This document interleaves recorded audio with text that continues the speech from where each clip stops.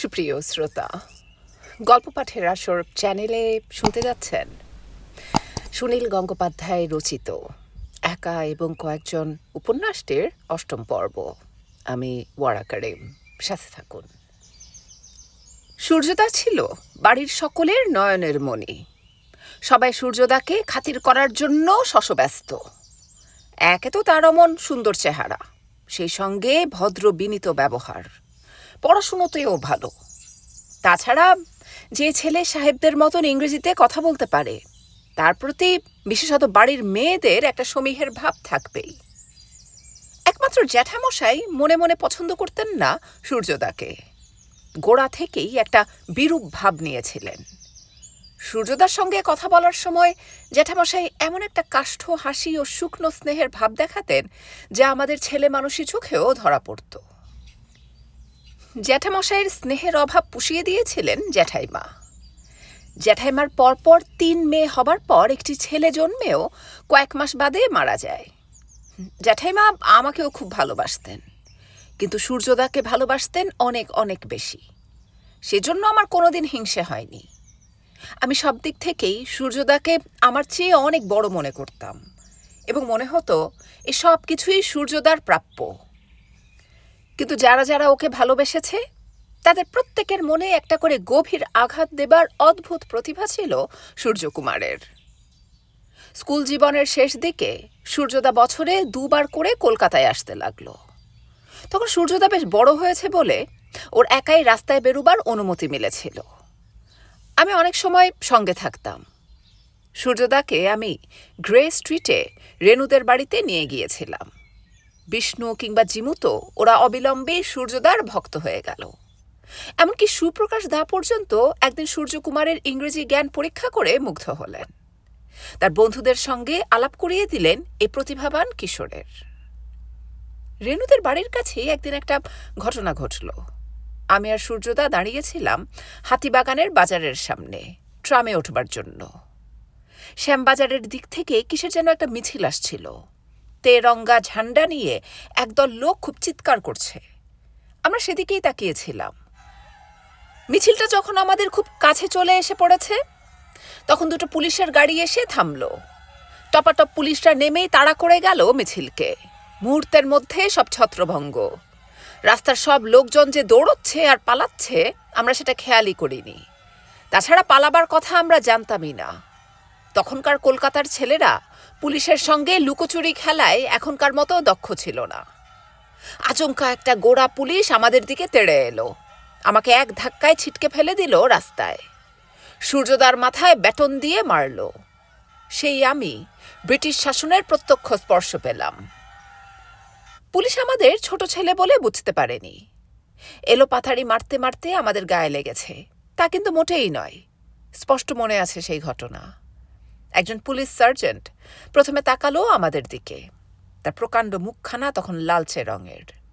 আমাদের দেখে তার চোখে যেন বেশি করে রাগ জ্বলে উঠল। এগিয়ে এসে একটা হাত বাড়িয়ে দিল আমার মুখের দিকে। হাত না বলে থাবাই বলা ভালো। 5টা আঙুলের বিস্তারে ঢেকে যায় আমার গোটা মুখ। সে আঙুলগুলো আমার মুখখানা চেপে ধরে একটা ধাক্কা মারল। একটি ছোট ছেলেকে মারার জন্যেই মারা। মাথায় ব্যাটনের ঘা খেয়ে সূর্যদা প্রথমে একটু ভ্যাবাচাকা খেয়ে গেল। তারপর ইংরেজিতে অনর্গল বকতে বকতে ছুটে গেল সে পুলিশ সার্জেন্টের দিকে। তার বিষণ্ণ ধরনের মুখখানায় তখন অসম্ভব রাগ। সার্জেন্টের সামনে দাঁড়িয়ে কি যেন বলতে লাগলো। সার্জেন্টটি সূর্যদার ঘাড়ে এক ঘা মেরে উঠে গেল গাড়িতে। আমি ধুলো ছেড়ে উঠে এসে দেখলাম সূর্যদার মাথা থেকে রক্ত পড়ছে। সূর্যদাকে নিয়ে আমি আবার রেনুদের বাড়িতে চলে এলাম। রেনু আর দীপ্তি নিচের তলাতেই ছিল। আমি ব্যস্ত হয়ে বললাম, রেনু, শিগগির যা, সুপ্রকাশ দাকে ডাক, ওর মাথা ফেটে গেছে। রেনু বলল, মাথা ফেটেছে? কই, কোথায়? দেখতে পাচ্ছি না তো। এই যে রক্ত দেখতে পাচ্ছিস না? রেনু কাছে এসে খুব গভীর মনোযোগ দিয়ে সূর্যদার মাথাটা দেখল। দেখে বলল, একটু তো মোটে রক্ত বেরিয়েছে, মাথা তো ফাটেনি। রেনু তখন খুব ছোট। ও ভেবেছিল মাথা ফেটে যাওয়া মানে নারকোলের মালার মতন মাথার খুলিটা ফাঁক হয়ে যাওয়া। দীপ্তি গিয়ে সুপ্রকাশ দাকে ডেকে আনলো। সুপ্রকাশ দা বললেন, এ কি সাংঘাতিক ব্যাপার, তোমরা মিছিলে গিয়েছিলে? যাওনি? এমনি এমনি মারলো? যাকে মেরেছে, ভাগ্যিস ধরে নিয়ে যায়নি, তাহলে আর জীবনে কখনো গভর্নমেন্টের চাকরি পেতে না। সূর্য নিশ্চয় আইসিএস হবে। সুপ্রকাশ যত্ন করে বেনজিন আর তুলো দিয়ে ব্যান্ডেজ করে দিলেন। তারপর আমরা রিক্সা করে চলে এলাম বাড়িতে। এরপর 2-3 দিন সূর্যদা খুবই বিমর্ষ হয়ে রইল, কারোর সঙ্গে প্রায় কথাই বলেনি। ওর মনে নিশ্চয়ই একটা আঘাত লেগেছিল। স্কুলের সাহেব শিক্ষকরা কত ভালো, কি চমৎকার তাদের ব্যবহার। ইংরেজ সভ্যতা ও সংস্কৃতি যে কতটা উন্নত সে কথাও সূর্যদাকে পড়তে হয়েছে। তার সঙ্গে এই ঘটনা যে একদম মেলে না। বড় হয়ে ওঠার সঙ্গে সঙ্গে সূর্যদার চরিত্রে 2টি ব্যাপার খুব প্রকট হয়ে ওঠে। একটি হচ্ছে ইচ্ছে করে বিপদে পড়ার ঝোঁক, অন্যটিকে বলা যায় বেশি রকমের নারী প্রীতি। পৃথিবীতে যে কয়েকজন বিখ্যাত প্রেমিক তাদের অসম্ভব নারী লিপ্সার জন্য অমর হয়ে আছেন, সূর্যকুমারের নাম তাদের পাশে অনায়াসেই লিখে রাখা যায়। আমরা সব মিলিয়ে যাকে প্রেম বলি, এটা ঠিক তাও নয়, সম্ভোগ বাসনাই বলা উচিত। যৌবনে একমাত্র নারীদের সান্নিধ্যেই সূর্যদার বিষণ্ণ ভাবটা খানিকটা কেটে যেত। বিপদে পড়ার ঝোঁক কিরকম ছিল তার একটা উদাহরণ দেই। সিনিয়র কেমব্রিজ পরীক্ষা দেবার পর সূর্যদা যখন কলকাতায় এসে রয়েছে, তখন আমরা কয়েকজন মিলে ইডেন গার্ডেন্সে একদিন বেড়াতে এসেছিলাম। বড়রা কেউ সঙ্গে আসেননি, সূর্যদাই আমাদের গার্জেন। ওখানকার ঝিলে কয়েকটি নৌকো ভাড়া পাওয়া যায়, তাতে চড়ে অ্যাংলো ইন্ডিয়ান ছেলেমেয়েরা খুব হই হল্লা করছিল। আমার মেজদি শান্তনা হঠাৎ বলল, আমরা যদি নৌকোতে চড়ে বেড়াতে পারতাম কি মজাই না হতো। সূর্যদা উঠে দাঁড়িয়ে গম্ভীরভাবে বলল, চলো নৌকোতেই চড়ব। আমরা তো সঙ্গে সঙ্গে রাজি। বর্দি সূর্যদাকে জিজ্ঞেস করল, তুমি নৌকো চালাতে জানো? সূর্যদা এবারও গম্ভীরভাবে বলল, জানি না, তবে শিখে নিতে কতক্ষণ। প্রথম তো নৌকো পাওয়ার ব্যাপারেই অসুবিধে দেখা দিল। অ্যাংলো ইন্ডিয়ান ছেলেদের প্রতাপ বেশি, তারা তখন নিজেদের শাসক সমাজের প্রতিচ্ছায়া মনে করে খুব তেজ দেখাতো। তারা 2 ঘন্টার আগে কোনো নৌকো ছাড়বে না, সূর্যদা নেবেই। শেষ পর্যন্ত সূর্যদার চোস্ত ইংরেজি শুনে অ্যাংলো ছেলেরা পিছু হটল। নৌকো ঝিলের মাঝামাঝি যেতেই ভীষণ দুলতে লাগলো আর ঘুরতে লাগলো এদিক ওদিক। সূর্যদা একদম চালাতে জানে না, আনাড়ির মতন তো বৈঠা চালাতে গিয়ে আরও মুশকিল। দিদিরা ভয় পেয়ে চেঁচামেচি করতে লাগলো, পাড় থেকে লোকেরা দেখে হাসছে। আমরা অবশ্য সাঁতার জানতাম, আমি হেদোতে দিদিদের সঙ্গে চান করতে করতে সাঁতার শিখে নিয়েছি। শেষ পর্যন্ত এমন হলো নৌকো আর পাড়ে এনে ভেড়ানোও যায় না। অ্যাংলো ছেলেদের অসহ্য টিটকিরিতে কান পাতা যায় না, কিন্তু সূর্যদার ভ্রুক্ষেপ নেই। ভয় পেয়ে দিদিরা উঠে দাঁড়াতেই কাণ্ডটা ঘটল, নৌকো উল্টে গেল। আমরা সাঁতরে পাড়ে পৌঁছে দেখলাম সূর্যদা ডুবে যাচ্ছে। বাগানের 2 জন মালি তক্ষুনি জলে ঝাঁপিয়ে না পড়লে সূর্যদার কপালে কি ছিল সেদিন কে জানে। তখন আমরা টের পেলাম সূর্যদা সাঁতারই জানে না। সাঁতার না জেনে, নৌকো চালাতে না জেনে আর কে ঝিলের মাঝখানে নৌকা নিয়ে যায় সূর্যদা ছাড়া? সূর্য পড়াশুনোতে ভালোই ছিল, কিন্তু পাদ্রি স্কুলের কড়া শাসন সত্ত্বেও সিনিয়র কেমব্রিজ পরীক্ষার আগের 2 বছর সে বেশ অমনোযোগী হয়ে ওঠে। স্কুল থেকে বড়বাবুর কাছে মাঝে মাঝে অভিযোগের চিঠি আসতে লাগলো। যে বুড়ো পাদ্রি বড়বাবুর সঙ্গে দেখা হলে তার ছেলের প্রশংসায় উচ্ছ্বসিত হয়ে উঠতেন, তিনি চিঠি লিখে জানালেন যে সূর্য এমন অবাধ্য হয়ে উঠছে যে তাকে আর স্কুলে রাখা সম্ভব হবে না। সূর্যর মতন শান্ত ভদ্র ছেলের নামে অবাধ্যপনার অভিযোগ কল্পনাই করা যায় না। চিঠি পেয়ে বড়বাবু অবিলম্বে চলে গেলেন হাজারিবাগে, কিছু একটা ব্যবস্থা করে ফিরে এলেন। সূর্যর পরীক্ষার তখন 8 মাস বাকি। ফিরে আসার পর বড়বাবুকে বেশ চিন্তিত দেখা গেল। তার প্রশান্ত সুন্দর কপালে প্রায় সিঁড়ি দেখা যায়। স্থির চোখে দেয়ালের দিকে তাকিয়ে সিগারেটের ধোঁয়া ছাড়েন। এতখানি বয়স হলেও বড়বাবুর চেহারা দেখে তা বোঝার উপায় নেই। শরীরে এক ছিটে মেদ নেই, টকটকে গায়ের রং। কয়েক গাছি পাকা চুল এমনিভাবে লুকিয়ে আছে যে খুঁজে পাওয়া যায় না। বড়বাবু একদিন চিররঞ্জনকে ডেকে জিজ্ঞেস করলেন, চিরু, ছেলেটাকে নিয়ে কি করা যায় বলো তো? চিররঞ্জন কিছুর খবরই রাখতেন না। বললেন, সুজি, হ্যাঁ কেন, তাকে নিয়ে চিন্তার কি হলো? বড়বাবু বললেন, এই ছেলেটাই আমার বন্ধন। ও যদি না থাকতো আমি যেমন খুশি জীবন কাটাতে পারতাম। যা টাকা কড়ি আছে তা নিয়ে ঘুরে বেড়াতাম দেশ বিদেশে, কিংবা কোনো যাত্রা দলে ভিড়ে গিয়ে ক্ল্যারিওনেট বাজাতাম। কিন্তু এই ছেলেটার কথা ভেবে কিছুই করতে পারি না। ছেলেটা ওর মায়ের সঙ্গ পায়নি, আমার কাছেই বা কতটুকু থেকেছে। অথচ ওরও তো জীবনে কিছু পাওয়া দরকার। ছেলেটাকে কোনো একটা লাইনে দিয়ে দিন, তারপর নিজের পায়ে নিজেই দাঁড়াবে। কি পড়াবেন ঠিক করছেন? সেটাই তো ঠিক করতে পারছি না। দেখো, এদেশের লক্ষ লক্ষ কোটি কোটি মানুষ তাদের ছেলে মেয়েদের কোনো রকম শিক্ষা দেবারই সুযোগ পায় না। আমার সব রকম সুযোগ আছে। আমি ওকে ডাক্তারি পড়াতে পারি, ইঞ্জিনিয়ারিং পড়াতে পারি, ব্যারিস্টারি পড়াবার জন্যে বিলেতে পাঠাতে পারি, কিংবা ICS। কিন্তু বুঝতে পারি না কোন শিক্ষায় ও সত্যিকারের মানুষের মতন মানুষ হবে। দেখো চিরু, আমার এতখানি জীবনে আমি ভারতবর্ষের বহু জায়গায় ঘুরেছি। এমন কয়েকজন মানুষ দেখেছি যারা এক বর্ণ লেখাপড়া শেখেননি, কিন্তু তারা দেবতুল্য মানুষ। তাদের মতো উদারতা, তাদের মতো চরিত্র বল তো বহু শিক্ষিত মানুষের মধ্যেও আমি দেখি না। বিহারে রামপ্রসাদ পাণ্ডে, লখনৌয়ের হরিশ মজুমদার, ইমাম বক্স, হরিদ্বারের স্বামী অঘোরানন্দ। শিক্ষিত লোকের মধ্যেও মহৎ মানুষের অভাব নেই। যেমন আশু মুখুজ্জের কথাই ধরুন না। তুমি তো দেখছি খুব আশু মুখুজ্জের ভক্ত। ভদ্রলোক কি তোমাকে জামাই করতে চেয়েছিলেন নাকি? আমাকে আর লোক খুঁজে পেলেন না। একবার ভেবেছিলাম ছেলেটাকে ICS এর জন্যে বিলেতে পাঠাবো, কিন্তু মনস্থির করতে পারি না। ICS হয়তো ইংরেজদের গোলামি করবে। আজ না হোক 10, 15 কি 20 বছর বাদে তো এদেশ স্বাধীন হবেই। তখন কি দেশের মানুষ ইংরেজদের এই গোলামগুলোকে সহ্য করবে? এসব ICSদের রাস্তা কুড়ে ছুঁড়ে ফেলে দেবে না? দেখো, অরবিন্দ ঘোষ, সুভাষবাবু এরা ICS পাশ করেও শেষ পর্যন্ত ছেড়ে দিলেন। 20 বছরের মধ্যে এদেশ স্বাধীন হবে? বড়বাবু, আপনি কি স্বপ্ন দেখছেন? দেশ স্বাধীন করবে কে? ওই গান্ধী না বোমা ছোড়া ছেলেগুলো?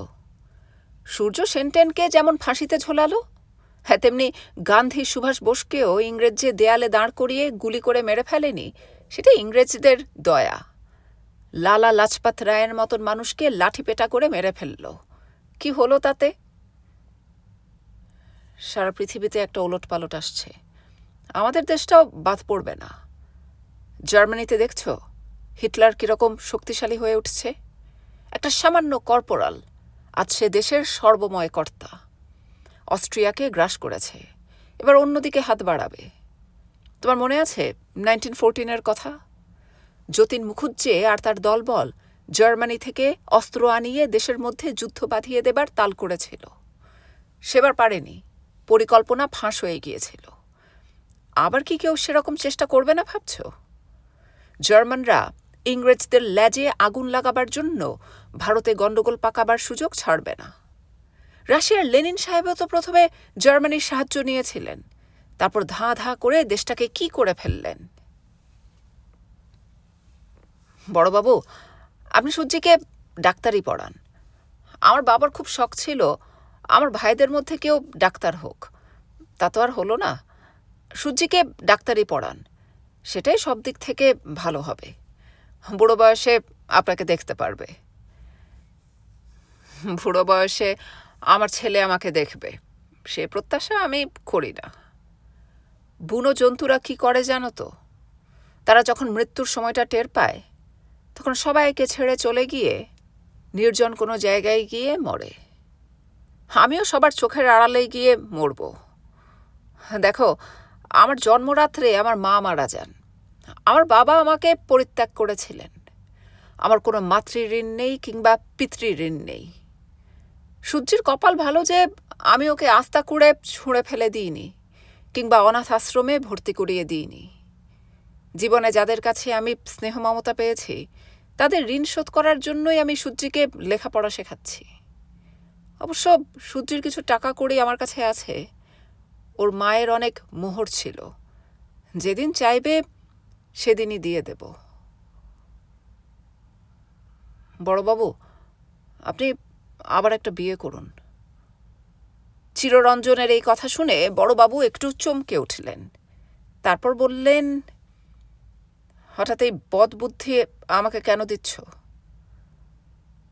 আপনার কথাবার্তা একটু যেন কেমন কেমন শোনাচ্ছে। আপনার একটা কিছু টান থাকা দরকার। আপনার বয়সে তো কত লোক আবার বিয়ে করছে। পাত্রী টাত্রী আছে নাকি তোমার হাতে? একবার খবর ছড়িয়ে দিলে দেখবেন কত ঘটক এসে চিলুবিলু করবে আপনাকে নিয়ে। তাই বলো? আমি ভাবলাম তুমি নিজেই বুঝি ঘটকালির পেশা ধরলে। একটা বয়স এসে গেলে সবকিছু সম্পর্কে টান কমে যায়। লালসা যাদের বেশি, তারা বুড়ো বয়সেও মেয়েদের নিয়ে মজে থাকে। যেমন পেটুকরা বুড়ো বয়সেও বেশি খায়। এই বয়সে ধর্মকর্ম নিয়েও অনেকে মেতে থাকে। আমি তো সেদিকেও তেমন মন বসাতে পারলাম না। কেউ কেউ দেশ উদ্ধার করার জন্যেও মাতে।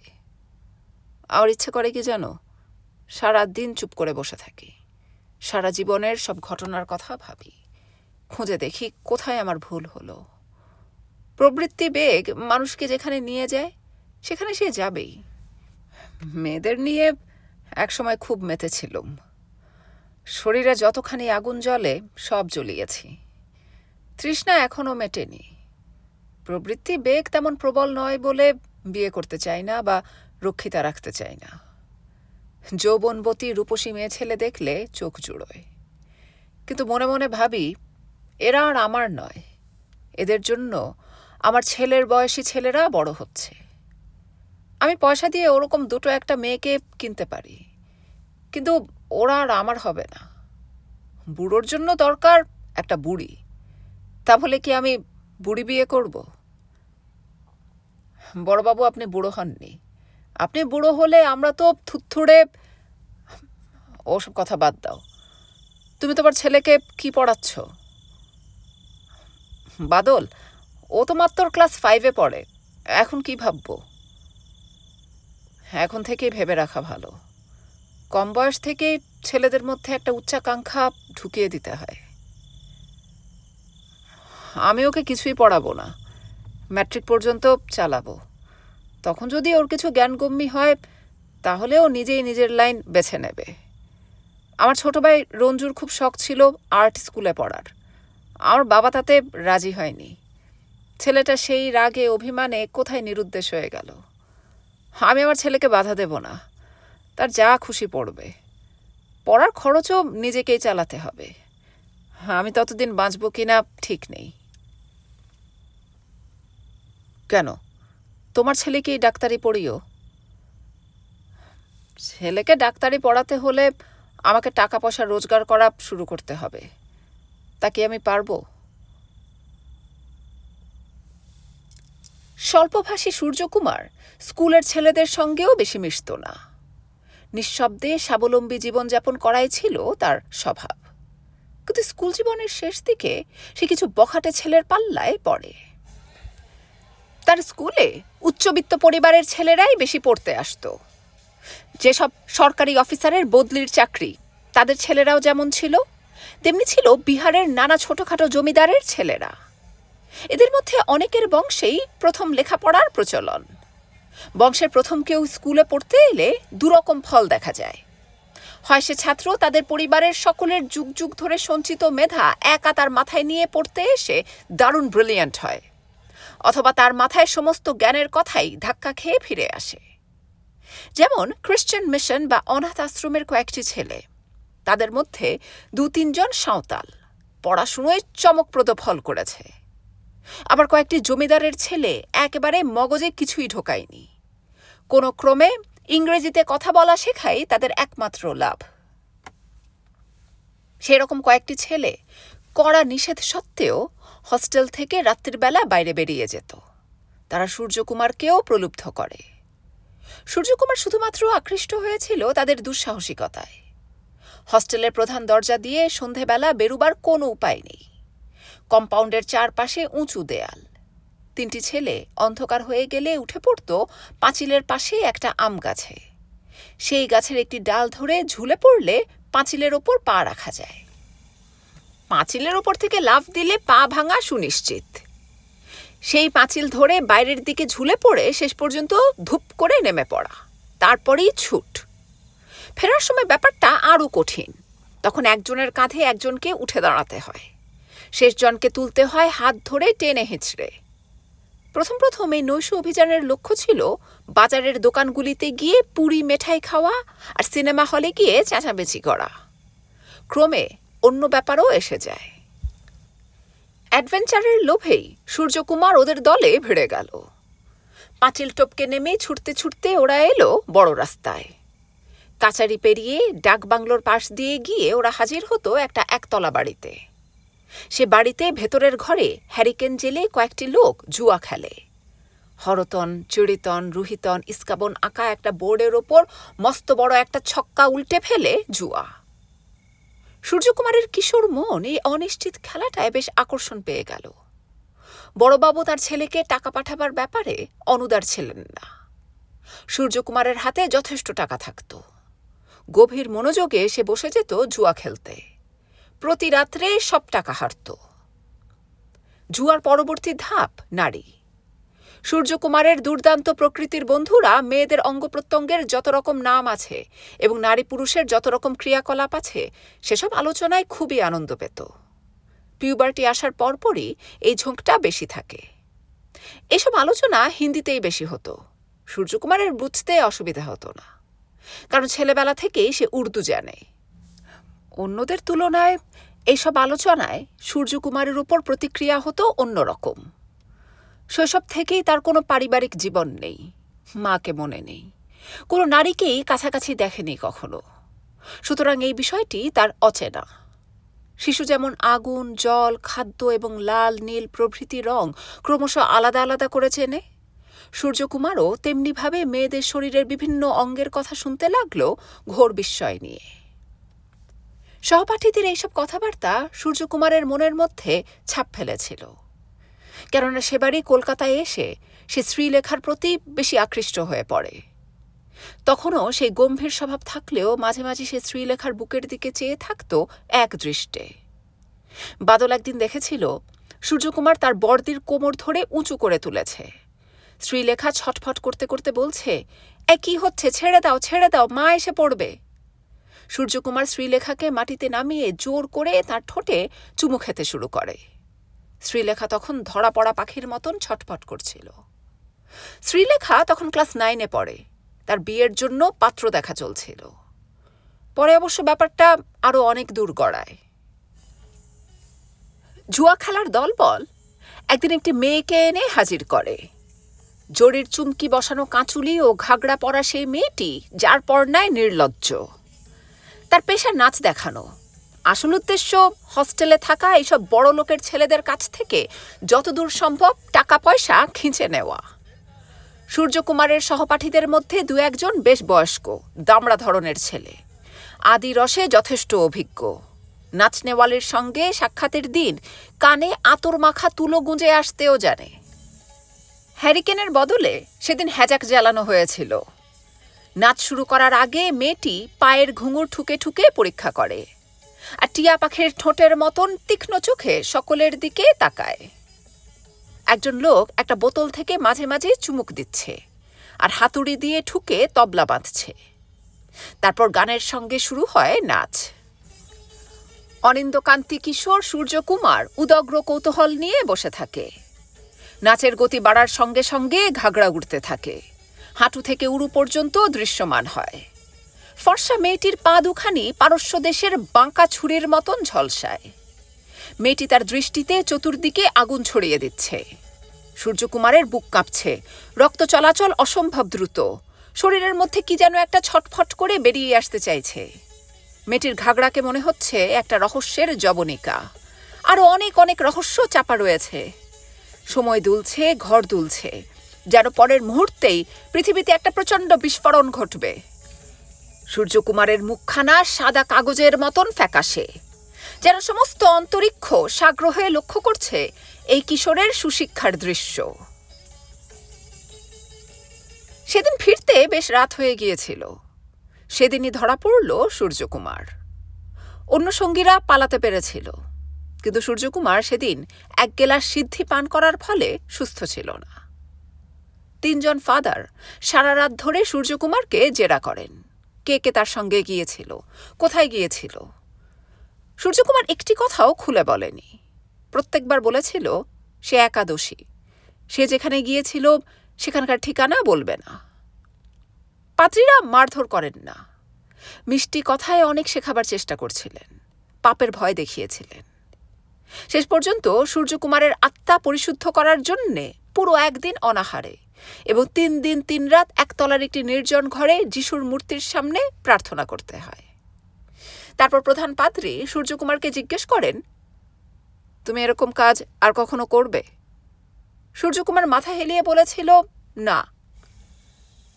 পাদ্রীদের নজর একটু শ্লথ হতেই প্রথম রাত্রিরে সুযোগ পেয়েই সূর্যকুমার পাঁচিল টপকে আবার সেখানে চলে যায়।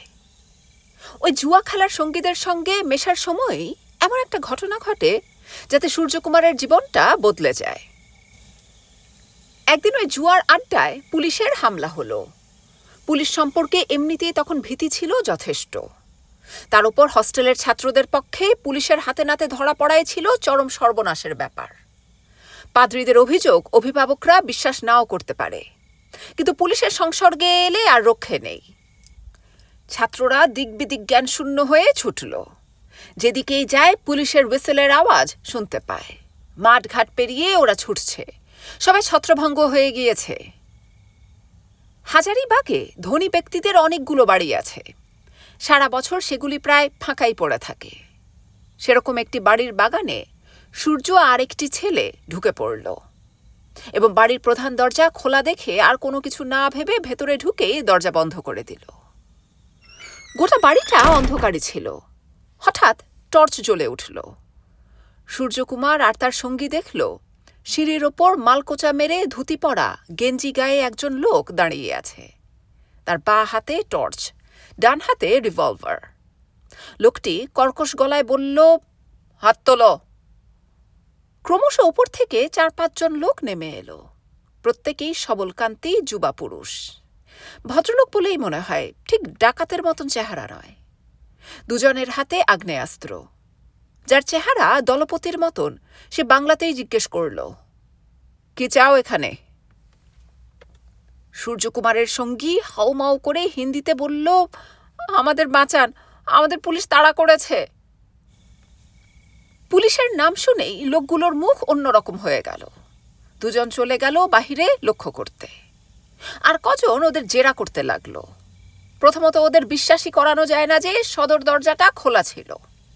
ওদের প্রত্যেকেরই দৃঢ় ধারণা দরজাটা বন্ধ ছিলই।